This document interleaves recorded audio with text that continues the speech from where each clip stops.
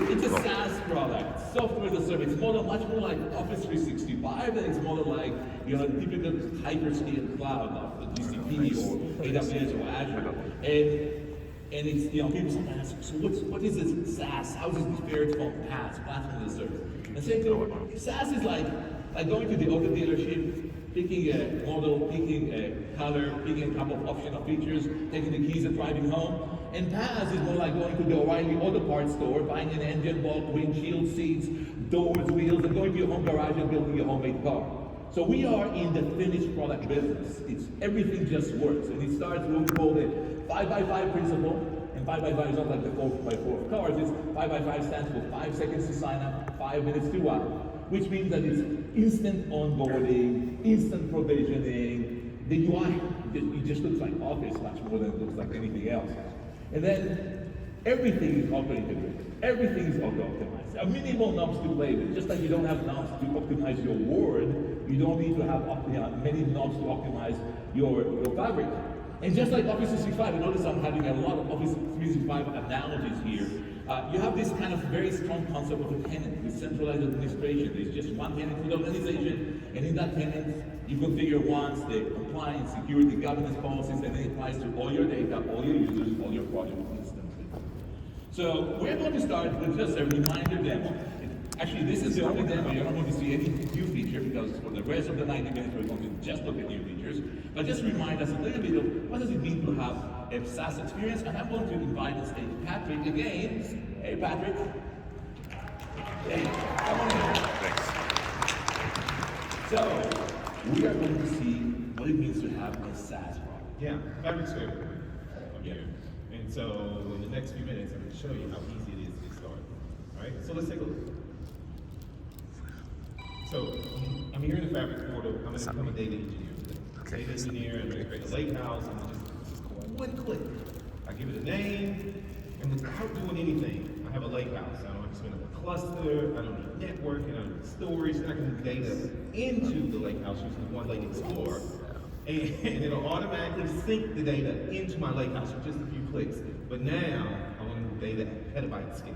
I'm going to move it really fast, okay? So I'm going to create a pipeline. Pipelines are great. So I'm going to create a pipeline, and I'm going to use SQL Server, Azure SQL, as the source for this, okay? And so what I'm going to do is I'm going to choose that Azure SQL database, I'm going to select a few tables, and then I'm going to set up mappings for it, and just like that, my data's there. I switch back to my lake house, boom, there's all my data, right? But we're not stopping there. We're not stopping there. What if you're a SQL person? What if you like to write SQL like me? You can switch over to the analytical endpoint, boom. You can write queries, you can create stored procedures, you can create views, you can create functions. You can get really, really complex with this. What if I don't like typing? That's okay, that's okay, that's okay. Switch to the new visual view, and now I can add a couple of tables here. You'll see, right? I'm adding the dev store, I'm adding online sales, because I want to see which one of my stores are making sales, right? And then I can do really complex joins, inner joins, outer joins, a join for everybody, right? And then we click OK, and then we just have our data right there. But you know, I can't talk about this without talking about my favorite feature, RBI. And it's tightly integrated. It's tightly integrated in the web browser. I can create a data model. I can create relationships. I can write measures because DAX is just so easy to write. Yes. Yeah, so simple. It's just a piece of cake to write. I can write DAX, and then with one click of a button, guess what I'm gonna have? Because I'm an amazing report designer. Watch this. A beautiful report. I have all my columns, all my tables, all my measures. I can add it to the view, and just like that. So, and everything is in the workspace? Everything's in the workspace. And then, if I want to, see how everything's connected, I can switch over to a beautiful lineage view to see everything. So this is really what we mean by a SaaS experience. Everything flows, everything is everywhere. Yeah, you saw how I instantly created the lake house, and then instantly moved to the SQL querying, and then instantly did the pipeline, and then semantic models, and then Power BI reports all in one swoosh, just no alphabet or anything like it, just one integrated product, SaaS product, no configuration, no, just working. Yeah. Now, the challenge that we have, and this is the only, this is the only demo we're not going to see any new features. Yeah. From this point on, we're going to start talking about new features, okay? Yeah. So, the problem is that as we look at those projects, we build all these amazing technologies. these workspaces that we have all these items in are becoming quite big. A lot of items. Things become complex. And not only things are complex because I have a lot of items, but because we have now a bunch of team members that are all working on the same workspace, and it's becoming hard not to step on each other's toes. So we want to make it easier to create large projects, manage large projects. And so we are introducing something that people ask for a very long time. Everybody. I was out in the hall just a few minutes ago and somebody asked me about this. So what is it? Folders and workspaces. But it's not just folders. It's not just folders, right? We can also create subfolders. Yes. What? The It's amazing. It's absolutely remarkable. Super easy. Super easy. Just create a folder. It's a new item type folder, and you can move all your items into the folder, organize it just great. But then there's the other question of, okay, so we have now the things in folders. Everybody wanted that. But now we have all these team members, and they can start overwriting each other. This is where CI/CD is coming in, right? And we've been on the CI/CD journey for a while. A long time. Yes. And we're making progress. I can tell. We're not there yet. We're making progress. So, but what do we have? So, let's just take a look. Let me show you. So, we have lots of new features. The first thing we're going to start off with is we're adding new items. We're giving new items get support. The warehouse, pipeline, Spark compute jobs, environments, all those things are under get. It's absolutely amazing. And so, let's say though, I want to work by myself. I like to sometimes go off in a little silo or maybe create a feature branch, break some stuff, and I need to branch out, okay? How would you branch out? It's not that simple today. But now, today, all you have to do is choose our new branch out experience, complete the form, provide a new branch name, a new workspace. Guess what happens? It creates a Git repository. It creates a Git repository. It creates a new workspace. It creates a new workspace. And it syncs everything automatically. Everything automatically in there. So all you have to say, what's the do welcome? That's right. Everything. I don't have to do anything. Just a few clicks. And now just now automatically populates everything. Automatic. Now I'm going to make some changes. So I've created my new feature branch, and I'm going to make some changes. So I'm going to change the pipeline. I'm going to add a new table so that I can pull more data at petabyte scale. Right? I want to move a lot more data. So what I'm going to do is I'm going to hop over to Azure DevOps. You'll see once I make that change, and then I'm going to do a comparison between my main dev branch and my feature branch to see exactly what changed. So I'm writing DevOps, and you'll see this change. And so it's going to do the comparison, and you see it's just JSON, so everybody can read that. Yes, simple. And so I can see that I added their product, but what I want to do now, I want to sync. I want to sync my main dev branch, and I have a deployment pipeline. I want to sync all the phases of my deployment And you don't have to pipeline. do it just with the UI. I don't. So I can do a new pull request, and it'll trigger so many new APIs that we have out. These APIs are sync branches, they're sync deployment pipelines. You can see the pipeline is completely synced up right now. So now CI/CD is fully automated. Fully automated. Fully automated pipeline. So I got one more thing.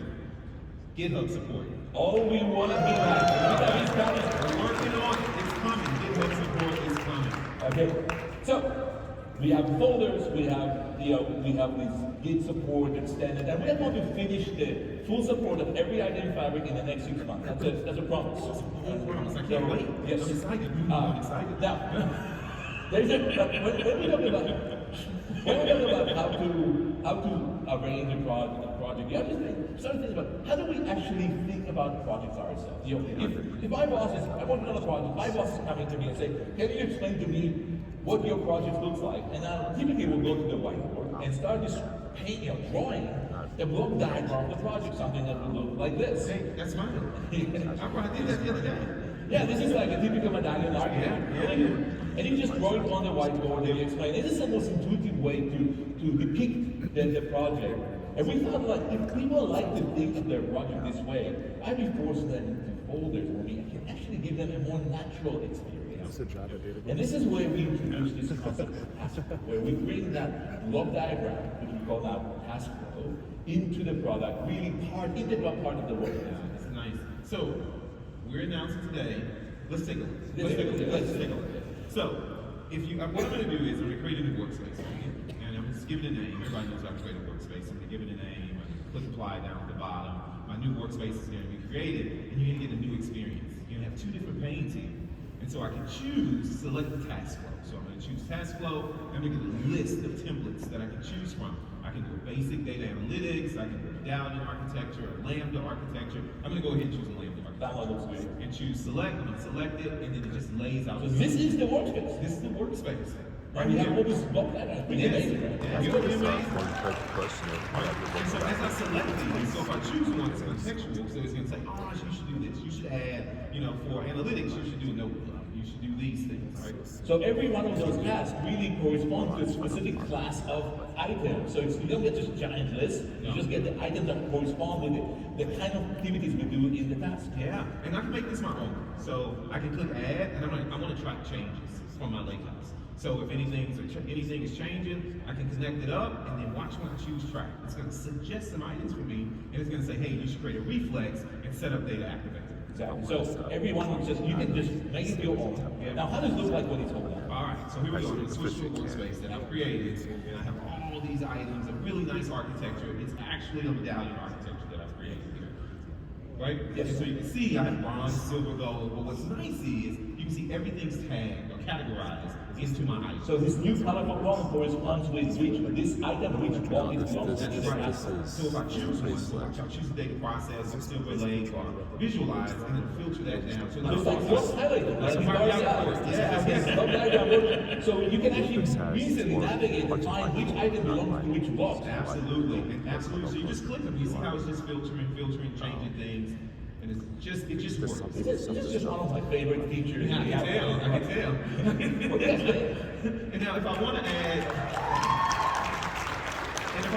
new items, I just click the paperclip. It gives me an assigned to item visual, and then I can just assign those items. That's what It that just is. works. So if you think about it, this task flow is really giving you so many benefits. First of all, as you start, it gives you kind of a framework of how to structure your project. And then it makes it easier to create a new item because each task is correlated with a certain class of item. So you never have to deal with, 200, 50 types of items that you can choose from. You just find 3 or 4 items that are really matching that task. And then it allows you to navigate your workspace with the cross highlighting. And then, last thing, imagine that you can finish the project 6 months out and then come back and say, what did I do? I don't remember. Self-document. Self-document. You actually see the structure of your project. That's right. Just in front That's of you. right. That's right. That's really amazing. So we see that quite a lot of things here. We're just going to summarize, and before we kind of summarize, I'm going to show you here 2 categories. We want to look at the same 2 categories. First of all, we want to see something I said we call public preview. This means features that are available this week. Okay? And the other thing is we're going to do other category. We're going to say sneak peek, which means features that are going to be available in the next few months. Yep. Okay, so public preview, almost everything you've seen is public preview, except task flows are still coming in the next few months. It's still coming. And the GitHub support is coming next We're few working on months. it. We're working on it. So, thank you so much. Thank you, Amir. Thank you. So I know another thing that is at the top of everybody's mind is security. We don't talk a lot about security. We already shipped so many features around security when we went GA, and people wanted more. They wanted more urgently. So we shipped just last month. We shipped the public preview of the private endpoints, and we shipped the public preview of the shortcuts for ADLS Gen 2 and VNet, and we also GA the VNet data gateway. And we're going to continue to deliver on security. We have a full roadmap. And the other thing is, we are also making sure that all the certifications are in place. So we already have some of the most important certifications like HIPAA and the ISO 27001. We have this spring coming SOC 1 and SOC 2, high trust this summer, and we're just going to make sure that you have everything you need, to make sure that you're secured and certified. So you're going to be just able to find the topic. Okay. So we finished the first pillar. We want to move to the second pillar. And the second pillar is all about the lake. And this is where really OneLake is starting. We like to call it the OneDrive for data because just like in Office, every document you save in OneDrive and just available everywhere for all the users. OneLake is the same thing but for data. All the data is instantly available in OneLake. It's just there. OneLake, you never buy OneLake, you never provision it, you cannot have 2 OneLakes. Mathematically it doesn't work out. All the data is in OneLake. All the workloads of the top here are instantly saving the data without doing anything into OneLake. And it is SaaS data, which means that you never have to worry about scale. You never have to worry about performance. it's one lake that spans the globe. You don't have to worry about how to deal with different regions. We deal with the regions for you. And when you put the data in one lake, it's the SaaS capability makes some magical behaviors, like all the data is instantly indexed for search. And then you can start labeling the data item the same way that you label documents in Office, like highly confidential, full-time employee only. You can do the same here on the data item, same labels. And then, because one link will automatically calculate the lineage for you, then whenever you create items that contain, refer to other items, for example, you create a report on top of the data warehouse. If the data warehouse is highly confidential, full-time employee only, then the report automatically becomes highly confidential, full-time employee only. And when you export from the report to Excel becomes highly confidential, full-time employee only. And you can see now how important it is. It's the same labeling system across Fabric and Office 365. And it's not only that, we'll handle the PII scans for you, we'll handle sharing, we'll handle compliance, we'll handle security. It's just a magical data lake. And now we have to make sure that we can get the data into that data lake. And this is really where the data factory is coming into play. And you might know the data factory from Azure, but we have here in Fabric the SaaS version of the data factory. And it just makes everything so much easier. So I'm going to ask Shireen to join me on stage and talk about some of the innovation in data factory. Hey, Shireen. And good morning, everyone. It's been such an amazing year for Data Factory, and our team has been working so hard over the past few months, and I would love to share some of our new features and top community asks. Now first, are you ready? Yes. Yeah, first, you just shipped last month the VNA Gateway. Yes, we did. So last month, we released our #1 requested feature in Fabric, and that is the ability to create a VNA data gateway that securely accesses your data behind a VNA, and it also works with private links as well. And it's so easy to set up. All you have to do is go to Fabric, create a new VNA data gateway, fill in all the required details, and that's it. It's ready. And we just satisfied the VNA. Exactly, we just satisfied it. Okay, so the VNA is configured, and now we're ready to go and get some data into one. Exactly. So the building blocks of Data Factory are data flows and data pipelines. So for this example, we'll use data flows Gen 2, the next generation of Power BI data flows, to grab our data behind a VNet and bring it into Fabric. So let's take a look. So we'll use an example where I have, a VNet data gateway set up for an Azure blob storage, and I have some membership details in there, and I have a private endpoint as well. And as you can see over here, I have that VNet data gateway online and running. Okay, it's ready to go. So let's go to my data flow, and right over here you can see that I already have some data here, right? And I'm going to bring in that blob store details, and it's easy and like what you all have seen before. We'll hit get data, we'll find Azure blob storage, and we'll fill in all the required details, okay? And darn it, Amir, I completely forgot to configure the configuration of the VNet data gateway. It's just about picking a different connection. Exactly. I can just edit the connection, make sure I have that VNet data gateway that we saw previously, and that's it. Within a few seconds, I've securely connected to my data behind the VNet data gateway. And I'll bring in that membership details and hit connect. And just like that, with a few simple clicks, I've securely brought in that data behind a VNet data gateway. So simple. Now, Exactly. I'm going to run it every day, and I don't want to just wait for the same data to arrive time after time after time. Yes, you brought a really good point up, and that's a common scenario that we see from the community. And with that, I am so excited to announce a sneak peek into something that people haven't seen before, and that is incrementally refreshing your data flows. Incremental refresh. Yeah, there you go.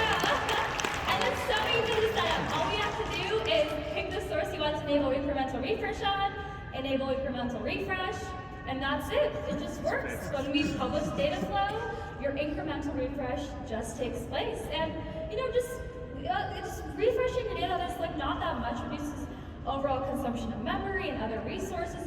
It's faster. It saves costs. Saves costs as well, yes.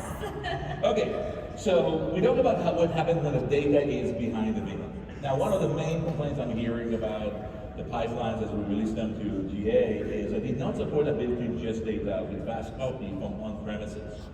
You had this self-host integration runtime, we didn't have it.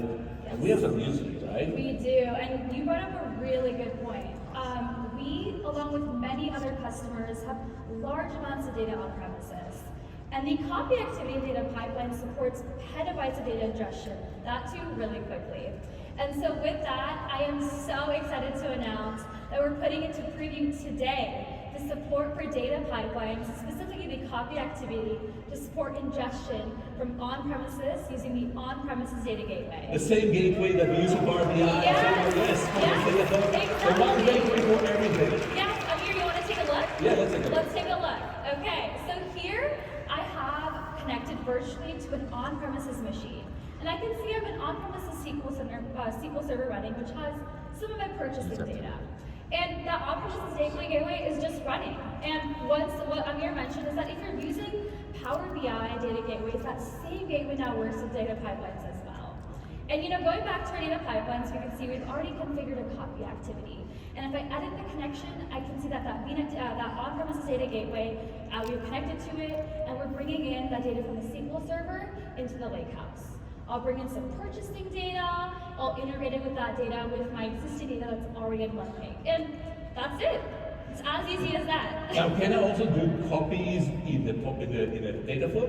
Yes, you can. So I am really excited to announce that, this fast copy, petabytes of data ingestion is not only available in data pipelines, but it's available in data flows as well, called fast copy for data flows. And this is in preview as of today as well.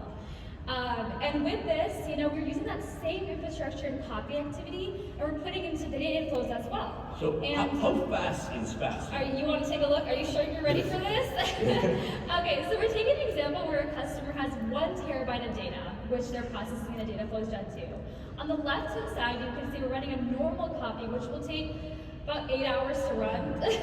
And on the right-hand side, we're seeing fast copy enabled. And as you can see, the improvement is dramatic. It's over 20x. Exactly. We can copy terabytes and even petabytes of data from hours to just tens or even less than tens of minutes.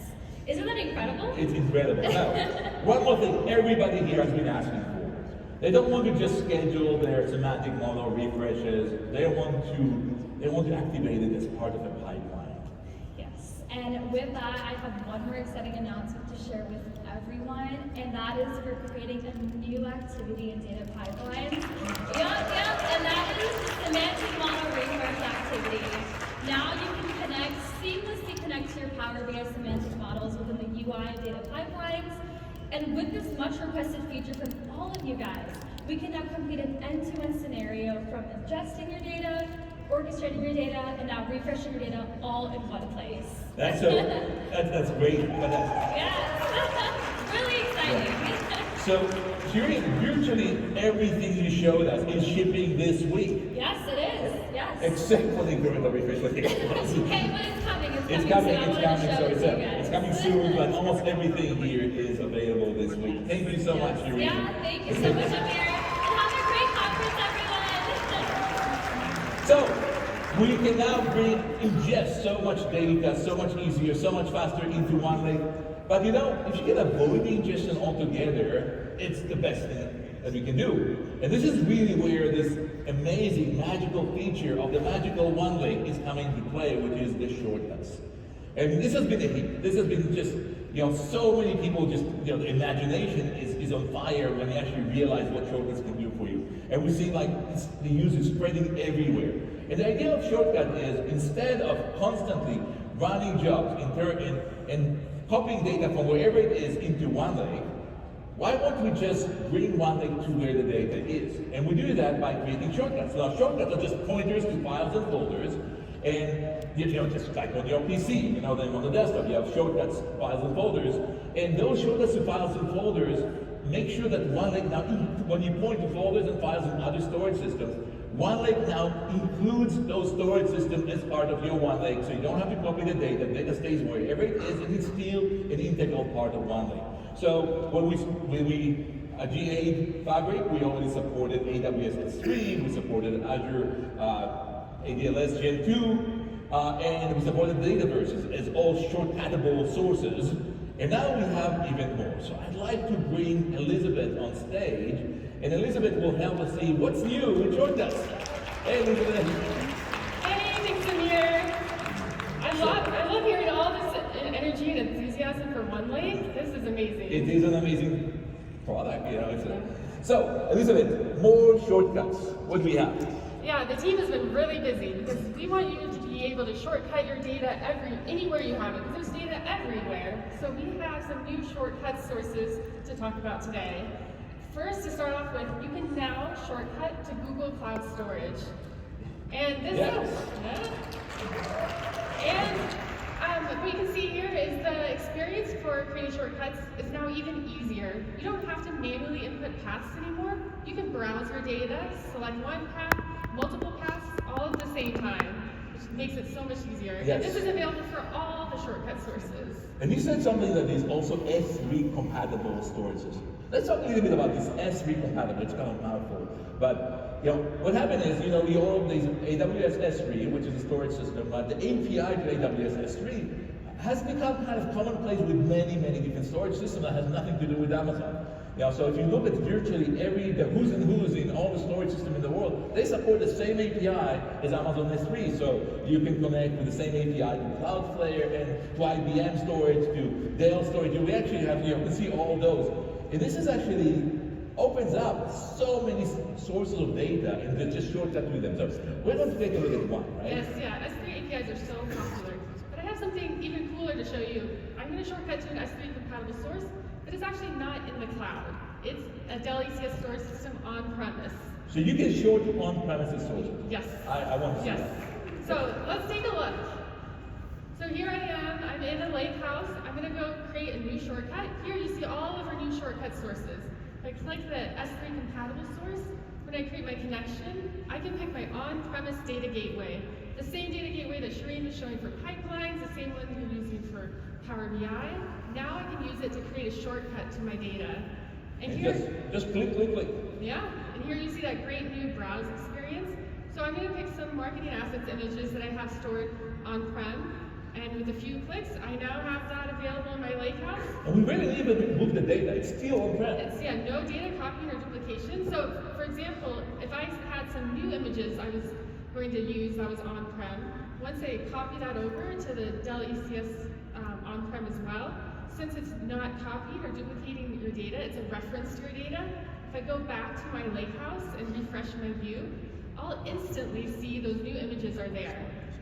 And so So it's pretty amazing. Now, OneLake is spanning all the clouds, Amazon, Google, Azure, and it's spanning on-premises as well. And I also want to point out that the shortcuts, it just looks like any other OneLake folder. So everything on top of it will just work. And so you're really unifying all your data in OneLake. And now you can use like a SQL Analytics endpoint, and you can write queries to join the data across all your different data sources. I can build relationships and semantic models, do my Power BI reports with great performance, all using OneLake shortcuts. Just imagine just joining across cloud, across on-premise, and then it just feels just one giant lake. Yes. That's incredible. Now, there's one more source that people have been asking me about, which is what happened if not only I want to share with across clouds and on-premises in my own tenants, but I actually want to share with another tenant, with another company. Maybe I'm a supplier, my company is my customer, and I want to share data with them. Can we use shortcuts for the same purpose? Yes, I'm very excited today to also introduce OneLake Data Share.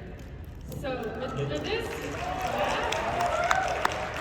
and now it's super easy to get data in different organizations. So for example, let's take a look. For example, if I work with a partner organization who has some supplier data, they don't have to share a password with me or tokens. They can go to their lakehouse, create a share, and then I will get a notification in my email with the information about the share. Just like OneDrive. Just like OneDrive. So that I can accept it, pick the location where I want that data to appear in my lakehouse, and that's it. And it's just like a shortcut. So any updates that are happening in the other source, in the other organization, I'll instantly see in my lakehouse. It's as easy as OneDrive. So frictionless sharing across organizations using the same service. I think that's so if we bring all the data to OneLake with the ingestion, with the shortcuts, the number one request I'm getting is, can we make sure that different users can have different permissions to different content of the lake, fine-grained permissions, and we have some news there. Yeah, I have a new feature for that too. So OneLake now has fine-grained access control with OneLake data access roles. And it's super easy. There's no complicated Apple model. It's just going into your lake house, you create a role, you give it a name, pick your folder, and then you just add users and groups, and now those permissions are going to be inherited, and it's super simple, and I now can give you access to just the data you need. So just the tables I want, just the folders I want, nothing more than that, not the entire lake house. Exactly, so I can give, it's a single folder, and I don't have to give any more access. So quite a lot of stuff. That's what do you guys think? So a lot of it is added this week. It's the Google Cloud shortcuts and the S3 compatible sources shortcuts and the smart caching. We should talk about smart caching. That's a good one, right? Yeah. So smart caching means that when you are connecting across clouds, once we touch the data, we don't just let it go. We cache it around. And it means that if you need the data again, we don't have to go again across clouds. It means it's faster, and you can also save on ingress costs, right? Yeah. And short APIs for the shortcuts, right? That's another big one. And we talk about the security aspect. Now, what's left? Well, shortcuts for on-premises data access coming in the next couple of months, and external data sharing, same thing. Yeah, so many new things coming. So that's awesome, Elizabeth. Thank you so much. Thank you. Thank you. Have a great conference. Okay, so now we have the data in one spot. And we want to make use of the data. And this is where the one copy principle of Fabric comes into play. And the idea is that even though we have many, many different compute engines inside Fabric, they're all part of Fabric, they're all integral, they're always on and they're always working for you, but they're different. We have analysis services, which is the backbone of Power BI. It's awesome for semantic models, KPI calculations, metric calculation, all of that. It's just awesome. We have the KQL engine, which is part of the event house item, which is great for anything that you have around telemetry, event management, time series. This engine can process petabytes of data. In fact, all the cloud services of Microsoft, all the telemetry is flowing into that engine. Just incredibly scalable, wonderful for processing this kind of class of data.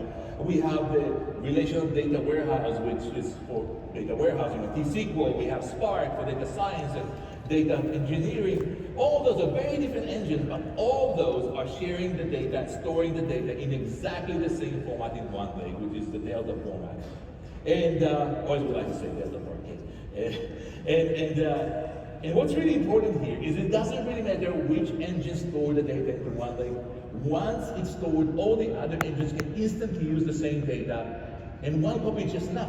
One copy is good for all the engines. You never have to load the data to an engine. You never have to export from an engine. You never have to do import. You never have to do extract. You never have to do refresh. All these things, all these verbs are gone. And it just simplifies the project dramatically. And one thing that's so cool is when we look at the projects once you start using that single copy in the lake, is that we see that the timeliness, the latency that users are getting at the other end, maybe looking at the Power BI report, is shrinking by an order of magnitude. Instead of from the moment you press go until the user see the updated data taking 10 hours, it takes a few minutes now.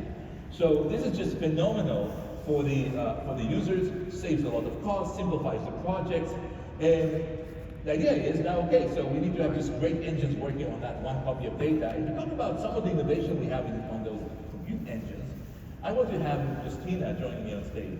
Hey, Justina.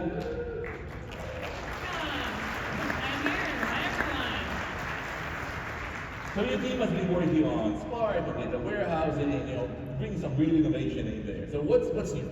Yeah, so now that we've basically landed all our data in OneLake, we're going to look at how all the awesome Fabric Analytics engines can work right on top of it. So we're going to start with some of our warehouse and lakehouse enhancements, and we're going to basically be looking at some of the cool new developer tooling that we're going to go ahead and ship very soon. So let's take a look. All right, so we're starting out inside our lakehouse, and we can see we've got our Contoso Outdoors Lakehouse. We already have some Delta tables inside. We've brought in using shortcuts and mirroring. But wouldn't it be great if I could just structure this data a little bit better, just organize it over here. Can we create some groups of tables? That would be nice, right? Well, I'm really excited to say that coming very soon, you're going to be getting new schema support inside the Lakehouse as well. So over here, you can see, thank you, yeah.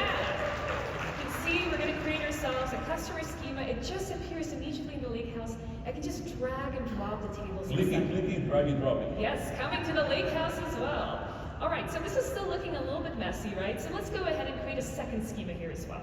So we're going to call this one finance, and again, it's just going to appear right over here. And again, we can just drag and drop our inventory table, our transactions table straight inside. And how are these schemas related to data warehousing schema? Yeah, so of course, Data Warehouse has schemas already, but the Lakehouse has the built-in SQL endpoint. So I don't have to do anything to set this up. I can just navigate to the SQL endpoint over here. And as a quick recap, this is basically our data warehouse, relational data warehouse, working on top of the same data in one lake. And as we look over here and we look at this left-hand side, we can of course see our schemas carry over as well. We can see our customer schema, we can see our finance schema over here. So we want to make sure our users have a great end-to-end experience across both experiences. Now I noticed that we have here on the top something called Open Notebook. What is it? Yeah, that's kind of curious, right? So, typically if I wanted to work with my warehouse data, I'd go into my Query Explorer and, basically start writing my queries. But very soon, we're going to have this Open Notebook button directly inside our warehouses and SQL endpoints as well. So let's take a look what actually happens when we jump into this notebook. So the first thing you're going to notice is this notebook has defaulted to T-SQL. So we're going to bring the power of notebooks to all our T-SQL users as well. So this is not for Python coders. Instead of having Python, the language is T-SQL. Yeah, exactly. So it's great, for example, for exploratory analysis, right? So over here, we're going to go open your transactions table, and we can see a great data frame display.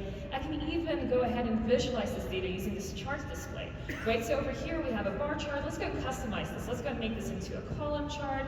Let's change this from total price to something like quantity. And I can just apply these changes and get beautiful inline visualizations in my notebook on top of my T-SQL data. Now, one of the things that I remember from the Spark notebook is that we can do authoring, so we can have multiple people author the same notebook at the same time. Yeah, exactly. And of course, we want to bring that experience for our T-SQL users as well. So let's imagine I want to do some cross-database querying, and I need a little bit of help from my colleagues.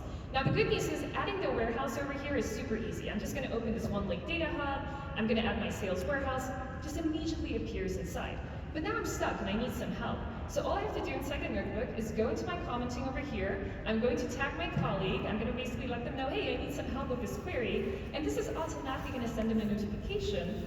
And as soon as they receive this notification, they're going to open up this notebook. I can see their profile appearing This is inside. exactly like in Office. Just like Office, exactly. And not only do I see them, I see their changes in real time as they're typing away. And not only do I see them typing away, I can actually see them running these queries. So there we go, we can see the work they're doing. That's amazing, like real co-authoring, just like in Office. Now, what if I want to maintain the data warehouse with these notebooks? This isn't just select queries. It doesn't have to be just select queries. No, and before we jump into that, we're just going to show the sharing really quickly so we can basically decouple our code away from the data. So I can just share this notebook and basically be able to kind of have that nice separation. But you bring up a great point, Amir. What if I wanted to do more of this sort of operational authoring flow? And so over here, we're going to jump into the second notebook. And what you see over here, the great thing about notebooks is they contain multiple cells, right? So if I want to break this up a little bit, I want to have more of a sort of authoring flow, I might want to do things like my creates and updates. I can go and do this really, really nicely inside a notebook.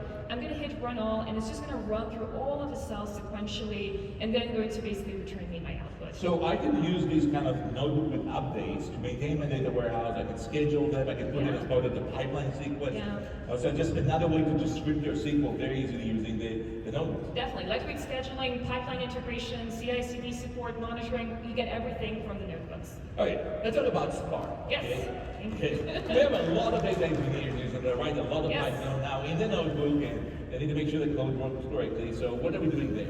Yes, of course, Spark also works on top of all the OneLake data. And for all of our data engineers out there, something that's really annoying as you're writing your code is when something goes wrong. Really super frustrating experience, right? So we want to go ahead and improve our debugging experiences for all of our Spark users as well. So why don't we let's take a look at the experience. So over here, we're back inside our notebook. notebooks, but this time around you can see we're working inside a Spark notebook rather than T-SQL. We're working with the same Contoso Outdoors Lakehouse we were just querying before, and things of course start to run seamlessly, super quickly, thanks to the serverless Spark live tools we support. Now, as I'm going through my project, I'm doing some data transformations over here. It actually looks like I'm hitting an error, you know? I hate having errors. I know. It's hard to debug this way. Yeah, so, you know, typically what I'd have to do is I'd have to download Visual Studio on my machine, I'd have to get the Fabric extension, I'd have to bring all these things together, and we really want to simplify the journey for all of you. So let's take a look at what we're bringing. So firstly, this I can do today. I can open up my notebook directly in VS Code inside the web browser. This takes me exactly back to my notebook. I didn't have to do anything to set this up. No download, no nothing. Just one single click. Okay, so we can see we still have our error over here, but we want to go ahead and actually debug this experience. And this is what's coming new. We're going to be adding debugging support for our notebooks directly inside the browser as well. So we're going to go ahead and add a breakpoint. We're going to run the cell that seems to be, hitting some problems. We can see all our local variables here on We the can see side. some watches here. Yeah, exactly. We can step through all the different variables here. So I can actually see my transactions data frame. So let's kind of expand that out, and we can see our column schemas, we can see our data types. So I'm going to kind of just, jump into this, see what's going on. And as I actually look at my column schemas, it looks like I've just made a typo in one of the column names. So the good news is this is a very easy fix. All I have to do is change my code, update the column name, and let's go ahead and just rerun this and see, what's going to happen now. We'll give this a second, and yeah, it looks like things have been solved. How does my fixes get back into the notebook? Yeah, that's a great question, Amir. So let's jump back inside the notebooks and take a look. And the good news is you don't have to do anything because everything's in the browser, everything just syncs back and forth automatically, so all my updates are automatically here in the notebook. So awesome debugging experience in Fabric. Now, I built this job, I built a notebook, I need to run it on a regular basis, and I gotta make sure that it's always running in an optimized manner. Yes, so of course performance is super top of mind for all of us. In particular in Fabric, we embrace this notion of performance by default, right? Not everyone is going to be a smart expert over here, so the more we can build into the system to just be smart, the better. So I'm really excited to announce the public preview of Spark Auto-Tuning. So with Auto-Tune, for all these recurring jobs you have, we're basically going to just use machine learning and AI to automatically just optimize these queries for you. So as you run these jobs over and over, you're going to just see the jobs get better and better in terms of performance. And that's a beautiful experience. Yeah, so this is, oh, by the way, this is also new, this monitoring view that you see. This is a brand new experience that's coming very soon. But what you see over here is our first run that we did took almost 8 minutes, right, to run. And you can just see this kind of downward slope as you look at this chart. So as, we're running and running these cells, it goes down to, less than 4 minutes. So you just cut half the time and maybe half the cost of running these jobs without doing anything. Yeah, exactly. You just turn it on and it just auto-optimizes. So that's amazing, right? So all the optimization, all the tuning. We talked quite about a lot of things. So let's just do a little bit recap. The Spark Auto-Tune is shipping this week. Yes. And the Fabric Runtime 1.3, what is the Fabric Runtime 1.3? So this is our latest runtime. It is available today for you to try. It has Spark 3.5 and Delta 3, which I know you have all been waiting for. And the rest coming in the next couple of months. Yes.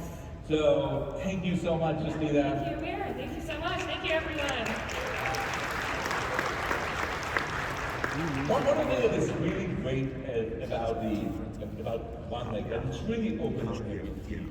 It has open APIs. The APIs are completely compatible with the ADLS Gen 2. It has open format. We just did away with all the proprietary formats. Everything is open format, whether it's unstructured data, and if it's structured data, everything in Delta tables.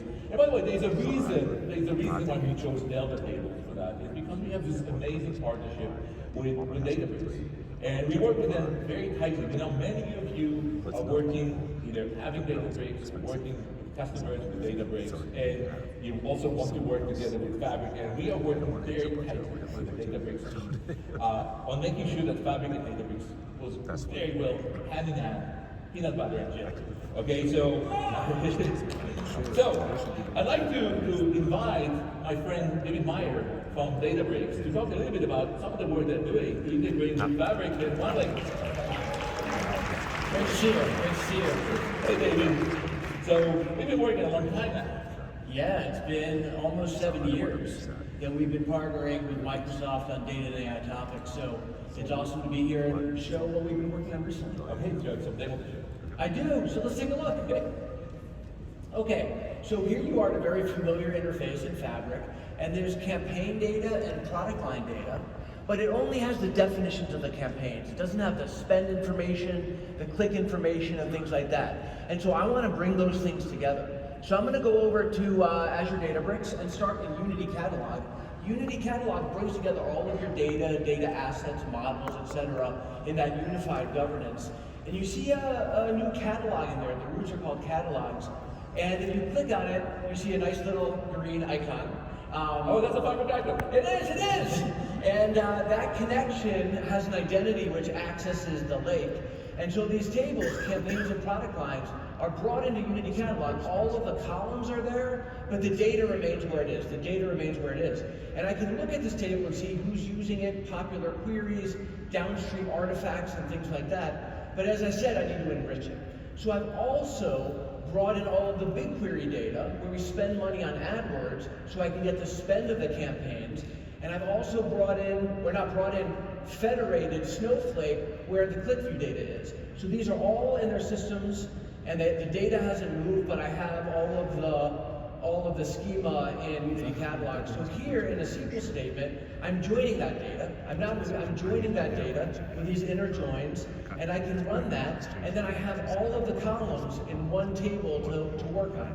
So, you know, the spend data, the click data, the cost, all of those things are there, which is pretty awesome. So let me go back to Azure Databricks Unity Catalog here, and look at this table, and you see this table's there, models are there in the catalog. And if I look at the table, again, I have all the columns for my integrated analysis, but I can also look at the lineage tab. Now the lineage tab shows upstream, downstream. If you look at it visually, you see BigQuery, Snowflake, Fabric, all being federated into this table for deeper analysis. So that's pretty cool. I can also look at the Insights tab to see how people are using this aggregate table and what things are downstream of it. And you go to the top tables, the downstream tables, the models and everything, all visualizing the lineage. I can use AI to describe it. 1% of tables are described. Let's describe them all with AI. There's a human in the loop, so I can say which ones are true, and then just save that right there in Unity Catalog. That's pretty cool. So now, let me just check the data to make sure it's valid. So I can go into this thing called a data room. I'll just call it talk to my campaign data or something like that. And that's all I have to do is name it, hit save, and then I can just, using natural language, go in and say, show me the campaigns by, the countries by revenue of cost of campaigns. And I can just type that in there, and what it does is it takes the metadata from Unity Catalog, sends it to Azure OpenAI, gets SQL statement, runs it right away, and I see that the USA is where we spend most of the money on campaigns. I'm a visual guy, so I can visualize it just to make sure it looks right before I start to give it to the masses, right? So in parallel, I can write, ask other more advanced questions, what's the ROI and stuff. But here I have my chart. Where do you think people want to see that? I know where I want to see the data. I know where you want to see the data. So right from here, you can publish anything in Unity Catalog, any aggregate data, right to your workspace in Power BI, boot for Power BI, Power BI. And then again, I can just click on, I want to see the country, I want to see the cost, bar chart. It's ready to go to do all the other things you've heard about this morning in Power BI. Anything in Unity Catalog, boom, Power BI. So David, you showed us yours, and I'm not going to show you ours. Are you saying that anything we have in Unity Catalog can now be leveraged elsewhere? So we are building a special kind of shortcut into Unity Catalog to make sure that we can connect the data and always up to date. In fact, we are not just creating a shortcut, we're creating a brand new item inside Fabric that is just representing the entire Unity Catalog. So, let's take a look. So what you see here, this again, Unity Catalog, and this is a workspace. And we have a bunch of catalogs here, and one of the catalogs is customer support, and we have the support cases schema here. And what I want to make sure is that the support cases schema is showing up in Fabric. So we're going to go to Fabric, and you see here is this Databricks catalog that is available, new type of item, and I can click on it, and all I have to do is select which Databricks workspace I want to work with. And then I'm going to press next. I'm just going to make sure that I'm connected with the right credentials. And when I'm done, I'm just going to get a brand new Databricks catalog, Unit catalog item here. And all I have to do is just decide which tables I want to make sure that show up in one link. So I'm picking the schema that I want, all the tables will show up there automatically. And here I have all the tables from your schema. What are the data changes in Azure Databricks? Well, first of all, it's not only just about changes. We can work with it. It's part of one link. So we can run single queries. You can do Power BI direct link on top of all the data you have in the Unity catalog without having to move any of the data. But what's really important is when changes are coming, for example, tables are added, tables are deleted, tables are renamed, or when data is being added, we make sure that we always get the latest, most up-to-date in Fabric. So in this case, I want to add one more, the 50 Ceres support port case into your table. And when I go back to Fabric, you'll see that case number 51 is showing up here instantly, right? So no latency, no copy, no duplication. Both Fabric shows up in Databricks, and Databricks shows up in Fabric, complete bidirectional relationship with zero friction. That was awesome. And we're going to have a number of sessions. So the sessions today, sessions tomorrow, the Databricks sessions. I'll see you there, or connect me in a little conference app thingy. And love to talk about how we can use this with you. Thank you so much, everyone. All right. Thank you. Okay. So there's one more source of data that we need to make sure that gets into one thing, which is a database. They contain the most important information, not the file system, not the storage system. They are their own system, and we want to make sure that all the data in the world, all the databases in the world just lands in one place with zero friction. So to talk to us about databases, I want to invite Mr. Database himself, Sirish, which runs all the database business in Microsoft, to the stage, and here he'll take it to us. Thank you, Mayor. Thank you so much. Well, a dizzying array of innovations here. So I'm going to change the pace a little bit and talk about operational databases. You must be wondering what's happening with databases. Well, so to begin with, we love our operational databases. We got the most comprehensive portfolio of databases, relational to non-relational, proprietary to open source, and even caching. We've extended our partnership with our third-party vendors like Oracle and Mongo.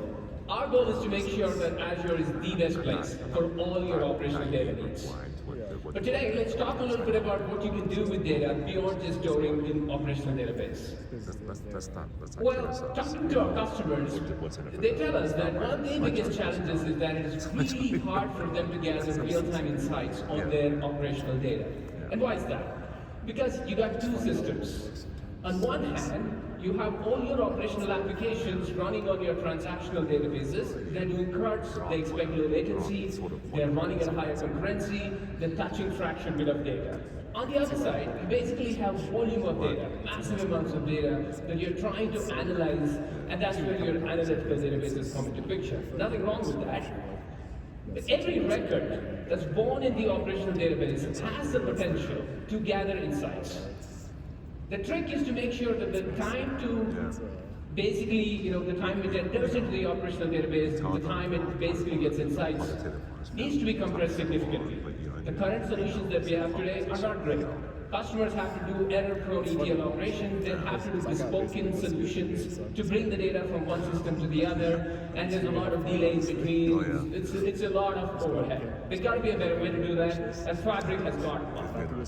So our solution, we call this as mirroring. And what is mirroring? Mirroring is really the modern way of ingesting and consuming data seamlessly, continually from all our database sources into the analytical framework of Microsoft Fabric. Better yet, mirroring is near real-time, thus giving users immediate access to all the changes that are happening on the source. Do you really think this is going to be a game changer for anyone who's trying to get real-time insights on the most important data in your enterprise estate, which is operational databases? To prove that, I got a short demo here. right? So here we have an Azure SQL database running smoothly in the portal. I want to gather, move all this data into Mirror and into Fabric. Before I do that, I want to ask a few questions about this database. I could be using a lot of tools, but instead I'm going to use Copilot here. I'm going to ask some questions on Copilot. Hey, give me the size of database. Gives me really good information about it. Along with the size, it gives me about some information about the top 5 tables, corresponding sizes of those tables. Let's go ahead and ask another question. Let's ask information about the tables. Comes back with some really good data here, right? Tells me some metadata about clustered indexes, non-clustered indexes, etc. Go back to Fabric. Here we see 3 different types of support for mirroring. I'm going to choose SQL database. I'm going to create, give it a name and hit create. It's going to ask me some connection string details. Go ahead, give it. And in a short bit, it basically goes into running mode. At that point, we can start monitoring the replication. Back in the Explorer, we can actually start seeing the status of the tables getting replicated, rows coming in, etc. Might take a little bit of time because all the data needs to be replicated. Once that is done, let's head back to the analytics endpoint. Here, I'm going to look into one table just to see if the data has been replicated. I'm going to look into the employees table, and you see there are 9 rows here. That's great. Let's go back to Azure Data Studio from here. We're checking that there are exactly the same 9 rows against the source database, thereby proving that all the data got replicated. Let's add a new row just to see that it gets replicated. We have the 10th row now. Better yet, let's add another column to this table and bring some more table into this column. This is something that you couldn't have done with SynapseNet, but we can do so with Fabric Mirror. So there you go. We've added a new row, added a column, bring some data, etc. Now let's see that it gets replicated into Fabric. Takes a little bit of time, but we can go back and we can see that the data is already replicated here. There you go, hit run. The new row has come up, column is there, and this is really the power of near real-time application. Heading back to the workspace in Fabric, we see 3 mirrored instances. We already got some Cosmos DB data already front. We have Snowflake support as well and SQL. Going into SQL DB mirror, the good news is that I can bring in all the mirrors that are needed to do my job within SQL DB instance. Here, I'm actually reaching out into Cosmos DB data. Using a 3-part name, I could get the data of Cosmos DB while being in SQL's mirrored instance. That's awesome. I'm going to go ahead now, do a cross-database join, bringing in the data from both SQL and Cosmos DB. This truly is the power of OneLake and near real-time replication. I'm going to go create a view on the Cosmos DB data so that I can leverage this in my semantic model. Going into the semantic model, you see all the data here coming in from SQL and Cosmos DB, all of them coming together as one solution that we can report on. There you go, that's a products table from Cosmos DB. It's beautiful. Head back to the workspace. You see that the report is already there. Let's pull it up, run it. You can see that we are visualizing the data from both SQL and Cosmos DB all together again in one unified solution within Fabric. OneLake power, near real-time power. You're getting the real-time insights from operational data into Fabric, and that is really a power of mirroring. And I really hope that you believe and saw the magic of this.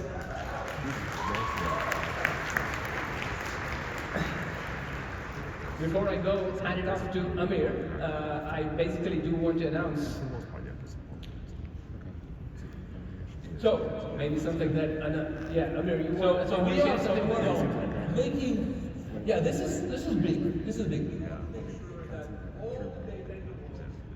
Lands in OneLake. We want to make sure that there's no reason to bring all the data in the world of OneLake. So we're introducing mirroring, which is making simple, one simple way to get all the data. We're not going to stop this with these 3 databases. We're going to make sure that all the databases in the world are going to be having these mirroring capabilities. And we are making the storage for all these copies be completely free. You don't have to pay anything. That's so amazing. That is so amazing. Thank you, Amir, for having me here. I will talk a lot more about databases in my session at 3:15 today, Grand Ballroom, 3:15. Come here to learn more about operational databases. Thanks, Amir. Thank you so much. So, we are basically halfway through, and I think your brain is a little bit fried by that one now. So we're going to do a little bit of exercise. I want to bring the cheerleading squad of Patrick and Alan here to put some a little bit of So, we are going to do, what are we going to do, Alan? We gotta get the blood flowing. So what we're gonna do a wave. We're gonna start it over on this side, over on my left, your right, and then we're gonna go all the way across. All right, let's give it a try. Let's give it a try. Ready? Everyone over there, I see you. All right, let's go. Let's go. Start it. Yep. Come on. Here we go. Patrick, keep going. Okay, we gotta bring it back. We gotta bring it back. Then we're gonna bring it back. Whoa. Here we go. All the way back. All right, Amir. Thank you. Just a little bit, like a couple more shirts. Awesome. Here we go. So. All right. There we go. All right, Amir. Body's flowing. Keep it going, Amir. Oh, you did that best part. I left you guys. So, back to the schedule programming here, we are going to go into the third year. So we talked about the complete analytics platform, everything synchronized. We talked about the magical one link that we have. And these are all about just preparing the data. And what I said at the beginning is, Fabric has this very special attitude towards not only how you create the data and manage the data, but also how you derive value of the data. And this is really the world of Power BI. And Power BI has been an amazing tier. I've been with this journey for 8-9 years now with Power BI, and we started with nothing. Today, Power BI by far, by any measure you can imagine, is the #1 business intelligence leading product in the world when it comes to the number of customers and the number of active users and the customer satisfaction and every other metric. #1 is Power BI. Thank you, because I know many of you have made it a real class. And the thing that is so unique about Power BI, which is just an integral part of Fabric, is that it has its legs planted in two worlds. It has Power BI on one side has its legs planted in the world of data, and the other one is on the world of the business user in Office 365. It is that bridge that brings it all together. And we've been constantly innovating, constantly improving Power BI on both sides. And I'd like to bring Zoe from the Power BI team to talk to us about some of the new innovations we're having with Power BI. Hey, Zoe. I'm super excited to talk to you about Power BI. So, people love Power BI. There's so many enthusiasts we have here. And a lot of what they love is just making sure that users get the data that they need in the most insightful way that they want. And then make sure that it also looks great. Exactly. So Power BI's reports are key to visualizing the one-lake data with these amazing direct link semantic models. And any data you have in any type of Power BI semantic model. So let's take a look at let's take a sneak peek at all the new things we're going to bring into Power BI. Right? So this is a beautiful report, and not only is it beautiful, Amir, but it's also interactive and feature-rich to make sure that we can see this data exactly the way we want to. Right? So here we have the very popular matrix visual, and we're going to include now layouts. So I can go ahead and choose tabular here, and I see those row headers are now side by side, and I can even repeat the row headers if I want to. I actually have the option to do repeat or non-repeat. And I can also include blank rows to give those sections a little bit more breathing room. That's beautiful. And so now we also have this stacked area chart showing my color distribution. And now all the area charts and line charts have smooth lines in Power BI, and we're making it even easier to customize these lines even further. Now, I actually want to see... It's kind of curved smooth, right? Exactly. It's going to be perfect. And now, I actually want to see this as 100%, I didn't want to see this distribution as 100% stack chart, which is only available in bars and columns. But now we can also do in a brand new visual, in Power BI. We have a 100% stacked area chart. That's beautiful. Absolutely beautiful. You can tell me about it. It looks superficial sometimes. Like, why do you care about the small visuals? It's really what brings the user back. Exactly, and also, we also have a really awesome Power BI mobile app, and now we're going to make it even easier to create those beautiful experiences in that mobile app with auto layout for the mobile reports, which is awesome. One click, and it's so easy. And optimized for the mobile app, which is fantastic. That's awesome. So really, we are continuously improving the visuals. We've been on this journey for the last couple of years, and we'll continue and become like, I can imagine like how we started with Zoe, 8 years ago. The vision was so basic, it just, and now just the report is unbelievably beautiful, and that's what brings the user back. And when they come back, they get more insight, they get more data. Exactly. Now, everything here is powered by semantic models. And one of the things that we have introduced with Fabric is this new mode for the semantic model, which is called direct click. Yes. That has been a piece. That really means that you don't have to go and import the data into Power BI, but just Power BI works directly against the lake data as we have it. And what do we have? What have we done? So let's take a look at a sneak peek. I want to show you how easy we're going to make it to create these direct lake semantic models in Power BI. So I can go to my Fabric workspace and simply click New Semantic Model, and I can have access to the OneLake Data Hub. And now here I can see all my OneLake data sources. So not only can I make these on lakehouses and warehouses, but Keynote databases, mirrored SQL databases, even import semantic models with OneLake integration. So anything that has delta tables. Anything that has delta tables. Right, so I just go and pick my OneLake data source and the tables I want to bring into my direct lake semantic model, and then that's all I need to do. And now I am creating this direct lake semantic model directly in the web. Now this web modeling experience, we have had a lot of improvements, right? So we have the Model Explorer, we can rename tables, we can rename columns, so that the business user can find and use that data immediately in their reports. So we're gradually bringing the entire modeling capability directly to the web. Exactly. We have the Model Explorer, and we can go ahead and just, as always, create those relationships so that the business user doesn't have to worry about joins when they're adding columns into visuals, right? So they can just use whichever they want, and you can create these relationships not only by drag and dropping, but also directly in the properties pane. So Mac users are going to be just ecstatic because they can do the modeling. Exactly. Right? And we can also create measures, we can aggregate data, apply business logic, and then surface these as key metrics in the Fabric Metrics Hub, which I think we're going to talk about a little bit later. But if I want to work in my desktop, my desktop is my tool, and I still want to work with directly, what do I do then? Exactly. We've heard you loud and clear, but while the web modeling experience is amazing, we don't want to lose the ability to also be able to edit these direct lake semantic models in Power BI Desktop. So I'm going to show you a sneak peek of how easy we're making it so you can go ahead and edit them in Power BI Desktop. I went to the OneLake Data Hub, and there I see that model that I just created in the web. Now this connect button, which I could always use on any published model to create a beautiful report, now gives me the option to live edit. I can live edit this direct lake semantic model directly in desktop. And we don't bring any of the data to the desktop, right? No, absolutely not. We have all the data still in the OneLake, and we also have that semantic model still running in the workspace. I'm not running it locally on my machine. I'm just editing the metadata right here in desktop.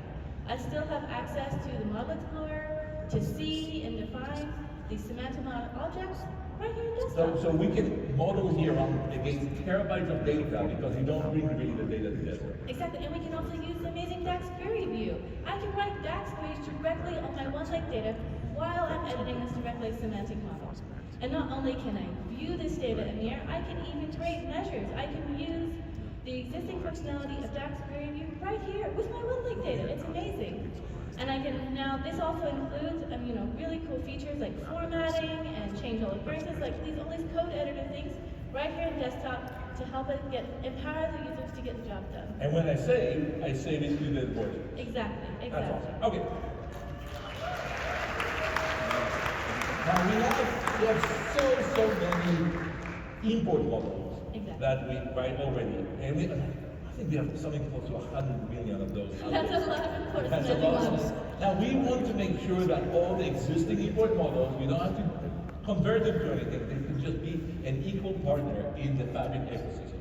So we're doing something special with it, right? Exactly. So let's take a look. So we are going to have, so here I have my import semantic model, which is awesome. But guess what? I publish this into my Fabric workspace, which means it's automatically OneLake integrated. These tables will show up in my OneLake Explorer, and I can see them, right? So here's my internet sales. I can see it's actually a FabricConf. This is still the table. So we don't store it anymore with very back format. It is already stored in OneLake as data tables, which means it's available for all the Fabric workloads. So I can run SQL queries on it? You can run a SQL query on an import semantic model as long as you have it in Fabric. This is amazing. I can run Spark Job, I can run machine learning, like all the network models, and now I can enjoy all the services of Fabric. Exactly. We're empowering the business users to work with the data however they want to do And I it. don't have to do any kind of migration. No. It's just automatically happening. Yeah, very soon it's going to be automatically happening to all of those import semantic models. That's amazing. Thank you so much, Zoe. Thank you, Amir. Thank you, everybody. Okay, so we have those semantic models, and they contain so much wealth of information. They have the tables with the friendly names and the column with the friendly names. They have the relationship predefined. They have, of course, the DAX measure, which we spend so much time building, making sure that the accurate are really representing the business logic of the enterprise and how we measure things. And we want to make sure that we're not just locked inside Power BI, but can really be reusable. All this logic can be reusable across all Fabric and can be discovered so much easier. So for this, we're going to talk about this new metric hub, and I want to invite Patrick to join me on stage. Hello, Amir. Hello, Las Vegas. All right, you guys ready to see a sneak peek of something that is awesome? You guys ready? All right. Okay, so we'll go to the next slide. So a couple years ago, we introduced a new scorecarding feature in Power BI, and people really like that feature. And what it let you do is create metrics and put them in a scorecard and share them with business users. But one of the pieces of feedback we heard is that they wanted to be able to share metrics not only with business users, but also with everybody in their organizations for building new semantic models or just reusing data in general. And for that, we're making an improvement to the metrics hub. Now it's going to become the metrics hub in Fabric. And I'm going to give you a sneak peek of what we're doing here. So let's go ahead and take a look. So I'm up here in the Power BI service, and I've got a semantic model. And semantic models are awesome. They're super rich, I can have all these great measures, but they also get really messy really fast. And so if I go over, maybe my coworker is saying, hey, I want to get some of just a measure and just some of the data, just the scope of data from your model, and I want to reuse it for my work. I don't always want to share that whole model with them, right? Because it's messy, and I don't want to have to tell them how to use it, and I really want to focus them on just what they're supposed to use. And so that's really what the Metrics Hub is all about, is we're going to let you share that rich data with those calculations and make it super easy to reuse. So let's switch over to the new Metrics Hub. I still have my scorecard, but now I have metric sets, right? And a metric set is just a collection of metrics. Super easy to find. You can search for specific metrics. Yeah, exactly. You can search for it. And I got all the great metadata that I expect, from Fabric, so things can be endorsed. I've got, when it was created. Really makes it easy to find stuff. So let's filter down just to the metrics that's endorsed in my work. So I know this is the best data to trust in reuse. So let's open this Contoso Outdoor Sales Team metrics. And I can see just, there's a couple metrics in here right now. For each one, I get a default visualization. I can see the data, I can see the supporting metadata, and if I wanted to start using it, I could right away. But also, let's see how easy it is to add a new metric and dig into some of these features, right? So let's go into editing, right? And I want to create a new metric. And so here, I just get the list of my semantic models, and I can pick the workforce insights, because again, they want to see this attrition rate measure, my coworker.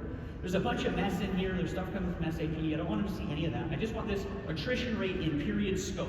And that's not a very friendly name. That's what's used in the report or whatever. So first thing, let's give it a friendly name. It's attrition rate for FY24. It's just for the sales team, because that's what it's actually about. And it's just for bad attrition. So I can enrich this, give it a description, so now people can find it and know how it works. But I can also now set the scope I want it to work on. So let's say this is the correct date dimension to use with this measure, because there's multiple ones in the model. I can set the default visual I want people to see. Now I can set the scope that other people are going to get when they come open this thing, right? So they now know just to focus things down on just being able to use this metric and not have to see all this other junk that's in the model. So let's see what they're going to see, right? So when my coworker gets this, they're going to see just, hey, here's the measure, here's the dimensions you can use, and they can start exploring it. One click, they can use the new Explore view from Power BI, so I can slice and dice this by those dimensions I gave them. But what if I want to use it in the Spark notebook? Exactly. The whole point here is I want to reuse it. So with one click, I can get a nice little code snippet to go put this in my notebook, so I can connect directly to that data without even knowing any of the other nonsense going on with the semantic model. I'm just ready to use this data directly right as I'm doing it. But now I can go share it with my coworker. But this is super cool. Here we go. Now I'm in desktop. I got a new metric set entry. So now I can come in, select those metric sets down here in desktop. This is the same one I was just working with in the service. So let's open it up. I see these same metrics that I just created in this metrics layer. So let's grab our new sales team attrition rate at the bottom there. And now I'm going to put this in my model. So just by clicking next, it's going to do all the hard work underneath the scenes. It's actually kind of setting up essentially a composite model. So now those columns and measures are just now added to this nice little folder, so I can join it into my model. Somebody else created it. I don't know what's going on in that black box, but now I can just drag it into my report. And just like that, I'm reusing data, the best data from my organization without making copies. How cool is that?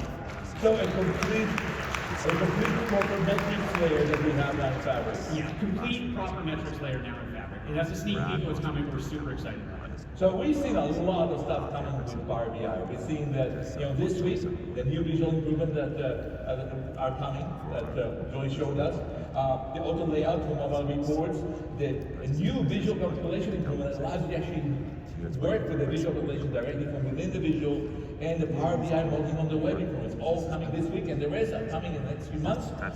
And that's awesome. So thank you, Patrick, but don't go away. Don't go away. We're going to need you for the next pillar as well. So we are here at the fourth pillar.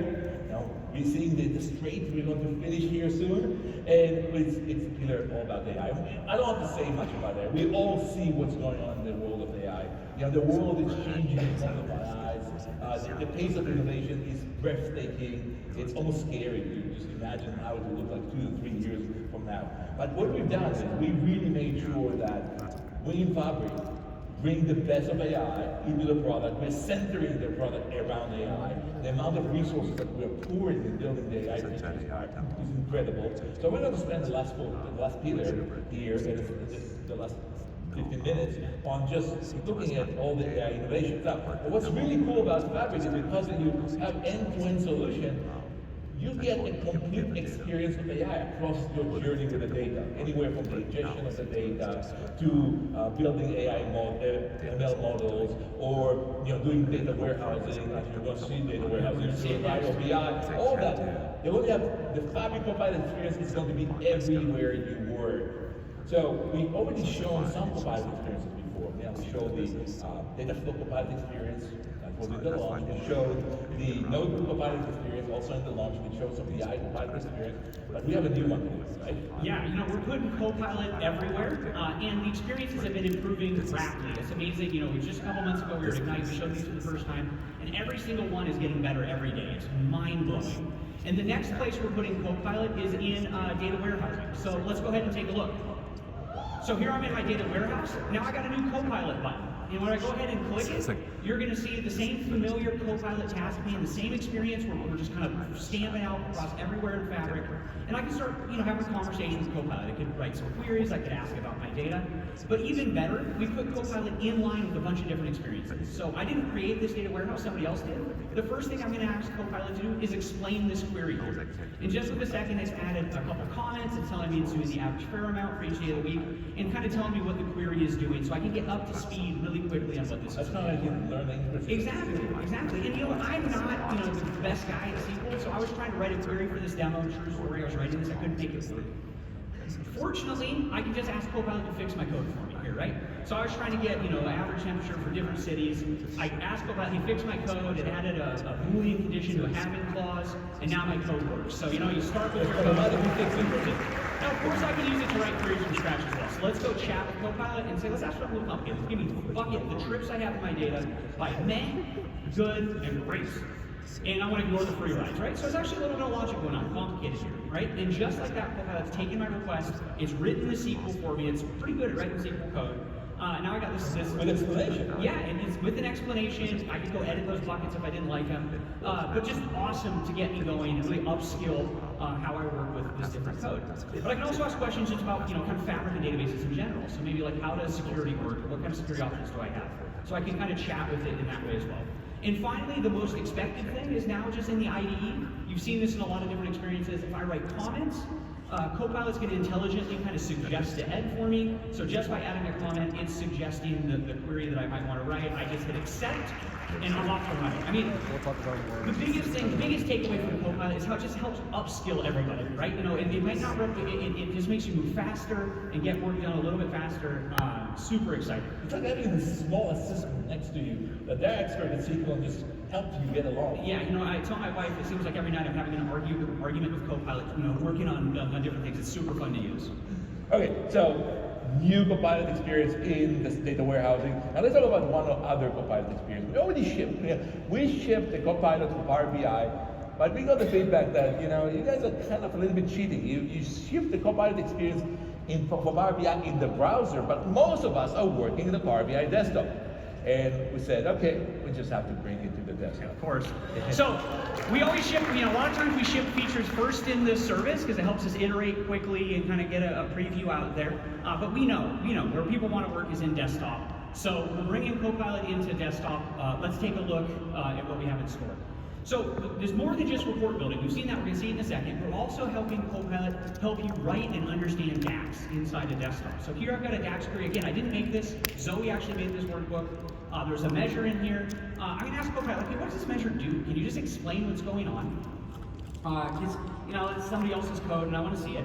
And it's going to give me a rich description. It's really, really good descriptions. It's breaking down every element of the measure, telling what each part is doing. There's a divide function, you get rid of zeros, these kind of things. But maybe I was just even getting started with DAX, right? And I just wonder how do variables work in DAX, right? And this is super cool because it's contextual, right? So when I ask how do variables work, it's giving me an explanation, so I can kind of get up to speed there, but it's doing it in the context of my code, right? So it's giving me, this is how the variables are working in general, but also for the measure that you're creating. So super powerful. Again, upskilling everyone to move faster with all of our Fabric tooling. But of course I can write new queries as well. So let's define a new measure to rank products by lowest return rate. I always screw up ranking functions in DAX, and so this was the first thing and it gave me a nice little measure here. I can accept it. I want to add it to my model, one click. Go ahead and add that to my model. Really excited for all you DAX experts to go put this thing through its paces. And it helps you also build new reports. Yes. And so you've already seen some of these capabilities in the web for building reports. And this is a great starting point, right? If I'm just trying to get going, I just want to get some data on the page. I can do, kind of contextual questions about hey, what's in my data? How would you use this data? I get a nice text summary of this, basically looking at the schema of the data, what's going on. But I can also ask for help building some report pages. So I asked for a suggestion for what I might want to do. It gave me a thing, hey, you can do performance across different stores, but really what I want is time, and I know the measures I wanted to put on the report, right? So I'm going to say, hey, put these measures here, and just by doing that, it's responded to my request, it looked at the theme of the report, so it picked up that theming, and now I've got a great starting point, interactive report, a time saver for getting going. If you saw a Patrick's demo in the first one, you're seeing a lot of demos where people are using Copilot generated reports because it just it's faster, right? And we all want to move faster. So this is all Copilot for create. When they create DAX measure, you have little Marco Russo sitting next to you helping you along. Let's hope so. and you have you create reports, but for every one report creator, we can have dozens of consumers. They also want to get some insight. And this is where we're introducing the Copilot to Power BI. Yes, these are some new experiences that are coming, so you can go try them out. But how does Copilot help us consume content? So let's take a look. So here we go. I'm up in the Power BI service, and this is going to be available both in read view for reports, but also in Power BI apps. And so I've got my customer loyalty program analytics for Contoso, and I can open up my app and I can play with the data, slice and dice as I know how. But I want to use Copilot to move a little bit faster, right? Help me consume this data. Amir's my boss, he's telling me all the time, what's going on, what's new with the Contoso Analytics Loyalty Program, right? Send me this email, I gotta respond to him, let's see what's going on in Contoso, right? So I'm gonna just ask Copilot, give me 5 high-level bullet points to send to my boss that summarizes what's new in the last 30 days for new membership, trends and this kind of stuff, right? So I just hit enter. Now what Copilot's gonna do is gonna look at the same data I see, and it's going to use its smarts to pick, some good data points for me. So I got 5 here. That's pretty good. But as your boss, I want more detail. I know, we always want, more detail. So this is chat, right? So I can just follow on, ask again, say, yeah, that's okay, but can you add the totals for each one? Because I'd really rather see the totals. And just like that, Copilot's gone, and it's added to that past response. Now I've got the totals. There's a little copy button, most popular button. Copy it, paste it into my email, send it back to Amir, get on with my life. Right? There we go. Now, I can do more complicated stuff as well. I can see, hey, there's something going on with new members. It's all apps, old members, in store. What's going on? What's the change here? So I want to see this start by saying, show me the percentage of new members by source. That data actually, those percentages aren't in the visual, but I asked Copilot, they kind of figured it out, right? So it's giving me the percentages so I can see app is really high. Now maybe I want to compare that to the active members, right? But, let's see the percent of active members, and I want to compare it. So I'm going to talk about put it in the same table you just generated. And since it's chat, It's going to do that for me. It's creating one table. Now I've got the data from those two different charts merged into one place. I've got the percentages done. Now I'll really get promotion. I'll send them this in the email as well. Like, hey, I'm doing extra work, boss. And but it speeds you up. And I'm going to do one more question here. What's the year-over-year growth rate? Do you see that line chart in there? You know, I know what the numbers are, but what is it changing period over period? And just like that, Copilot's going to help me figure out what those changes are, step by step by step. It gives me all the data. You don't have to find measures in advance for that. Nope, there's no measure. It figured it out. Now, you can certainly push Copilot to its limit. You can certainly find things where it struggles. That's why this is in preview. But oh my goodness, this stuff is getting good, and we're really excited for you to push it through its paces. And so we can keep marching from preview to GA, and really excited for all the Copilot stuff. So far, we've shown you Copilot that we created Copilot for data warehouse, data flow, Power BI, for Play. These are Copilot to help you. But many of you want to create your own generative AI application. Essentially your own authored Copilot for your domain, for your users, for your business needs. And this is where we also introduce something new. And we are going to allow you to build your own custom generative AI application on top of your data directly in Fabric. Yeah, when you have all of your data, you think about wanting kind of like an expert system where the generative AI is going to operate just on specific data you give it. But instead of just embedding it in our Fabric Copilot experiences, maybe you have your own experiences you want to use this from. So let's take a look at what this is going to look like. So here I am, up in Power BI Service. You see there's a new item type. And right now it's called AI skill. That's not going to be the final name. We're trying to figure out what to call this thing. So the name will probably change, but that's not the detail that matters.